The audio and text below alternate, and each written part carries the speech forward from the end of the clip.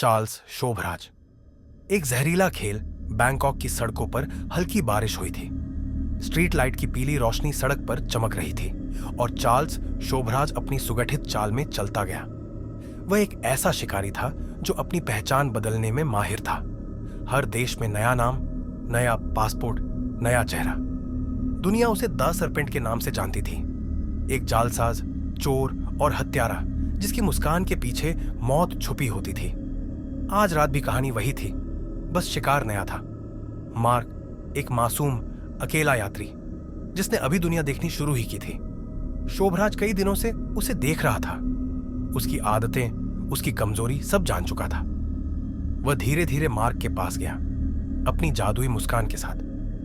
तुम खोए हुए लग रहे हो दोस्त, उसने अपनी नरम आत्मविश्वासी आवाज में कहा। मैं तुम्हारी मदद कर सकता हूं। कुछ ही मिनटों में शोभराज ने मार्क को अपनी बातों में उलझा लिया। उसकी आंखों में एक अजीब सा आकर्षण था, एक सम्मोहन जिससे बच पाना आसान नहीं था। जब तक वे एक कैफे में पहुंचे तब तक मार्क उसे दोस्त मान चुका था। जहर का असर कुछ ही मिनटों में हुआ। मार्क की आंखें धुंधली होने लगीं, उसका सिर झुकने लगा और फिर उसका शरीर ढीला पड़ गया।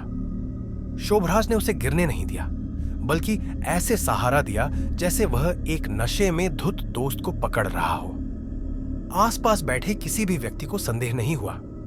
घंटों बाद मार्क एक सस्ते होटल के कमरे में बेसुध पड़ा था। शोभराज उसके बैग की तलाशी ले रहा था। पासपोर्ट, पैसे, ट्रैवलर्स चेक, ये सब उसकी अगली पहचान, उसकी अगली यात्रा के लिए रास्ता थे। कई वर्षों तक यह उसका खेल रहा था। एक जगह से दूसरी जगह जाना, लोगों को अपने जाल में फंसाना और फिर अचानक गायब हो जाना। पुलिस उसका पीछा करती, लेकिन वह हर बार फिसल जाता। पर सांप भी कभी कभी अपनी चाल में फंस जाता है।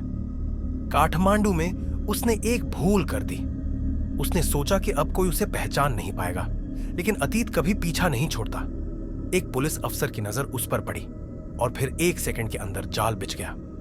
इस बार कोई रिश्वत, कोई चालाकी उसे बचा नहीं पाई। चार्ल्स शोभराज जेल की सलाखों के पीछे बैठा था। उसकी आंखें अब भी शांत और रहस्यमयी थीं। उसने पूरी जिंदगी शतरंज की तरह खेली थी, हर चाल सोची समझी थी, लेकिन अब खेल खत्म हो चुका था।